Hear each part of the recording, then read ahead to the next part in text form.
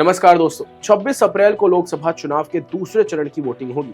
12 राज्यों और केंद्र शासित प्रदेश की 88 लोकसभा सीटों पर 1206 प्रत्याशी अपनी किस्मत आजमाएंगे। दूसरे चरण में केरल की सभी 20 सीटों पर चुनाव है। केरल के साथ साथ असम में 5, बिहार में 5, छत्तीसगढ़ में 3, जम्मू एंड कश्मीर में 1, कर्नाटक की 14 सीटों पर, मध्य प्रदेश की 6, महाराष्ट्र की 8, राजस्थान की 13, त्रिपुरा में 1, उत्तर प्रदेश की 8 और पश्चिम बंगाल की 3 सीटों पर चुनाव होने हैं। आज की इस वीडियो में हम आपको दूसरे चरण की अहम सीटों का विश्लेषण देंगे, जिसमें सबसे पहला सवाल ये उठता है कि क्या बीजेपी दक्षिण के इकलौते दुर्ग कर्नाटक को भेद पाएगी? क्या दूसरे चरण में राजस्थान के हाई प्रोफाइल नेताओं की अग्नि परीक्षा होगी?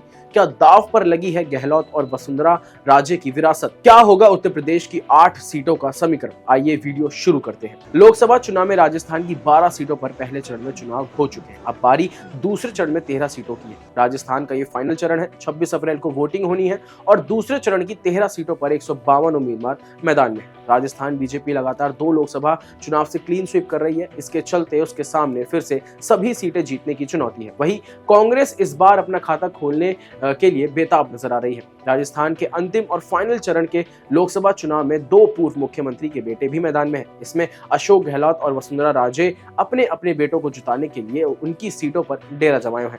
इसके अलावा दूसरे चरण में कुछ हाई प्रोफाइल सीटें ऐसी हैं जहां मुकाबला रोमांचक है। कई बड़े नामों की प्रतिष्ठा दांव पर है। इसके चलते राजस्थान चुनाव के दूसरे चरण की सीटों पर सभी की निगाहें लगी हुई हैं। देखना है कि 2024 के चुनाव में राजस्थान का सियासी ऊंट किस करवट बैठता है। वैसे तो दूसरे चरण में ज्यादातर सीटों पर कांग्रेस और बीजेपी के बीच सीधी जंग है, पर बाड़मेर में निर्दलीय प्रत्याशी रविंद्र सिंह भाटी ने त्रिकोणीय मुकाबला बना दिया है। भाटी के नामांकन से लेकर रैलियों तक जिस तरह की भीड़ जुट रही है, उससे कांग्रेस और बीजेपी दोनों के लिए टेंशन बन गई है। यहाँ बीजेपी से केंद्रीय मंत्री कैलाश चौधरी मैदान में है, जबकि कांग्रेस ने इस सीट पर उम्मेदा राम बेनीवाल को उम्मीदवार बनाया है। आइए अब दक्षिण भारत का समीकरण जान लेते हैं। दक्षिण भारत में बीजेपी के सबसे मजबूत दुर्ग के तौर पर कर्नाटक को देखा जाता है। दक्षिण का इकलौता राज्य कर्नाटक है, जहां पर बीजेपी अपने दम पर सरकार बनाती रही है।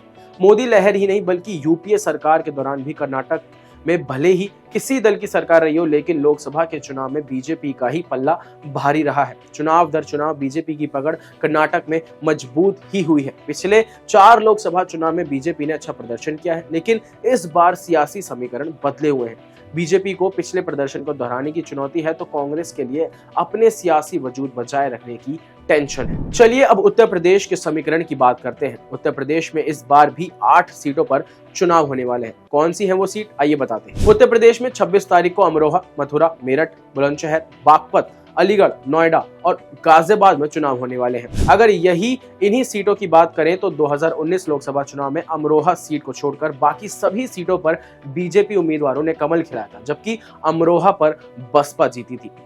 दूसरे चरण में कई हाई प्रोफाइल सीटें हैं, जैसे वायनाड से पूर्व कांग्रेस अध्यक्ष राहुल गांधी, मथुरा से हेमा मालिनी, मेरठ से अरुण गोविल, तिरुवंतनापुरम से शशि थरूर का मुकाबला केंद्रीय मंत्री चंद्रशेखर से है और जम्मू लोकसभा सीट से भाजपा के जुगल किशोर का मुकाबला कांग्रेस के रमन भल्ला से है। क्या होगा इस बार सेकेंड फेज में चुनावी समीकरण? कौन सी वो सीटें हैं जिन पर रहेगी सबकी नजर? पिछले साल और इस साल के पहले फेज इलेक्शन के कंपैरिजन में कितना वोट परसेंट में डिफरेंस रहेगा? क्या हीट वेव के चलते वोट कटेंगे और इससे पार्टियों को कितना फर्क पड़ेगा? ये तो वक्त ही बताएगा। अभी के लिए फिलहाल बस इतना ही। मुझे दीजिए इजाजत। देखते रहिए क्लिक इंडिया। धन्यवाद।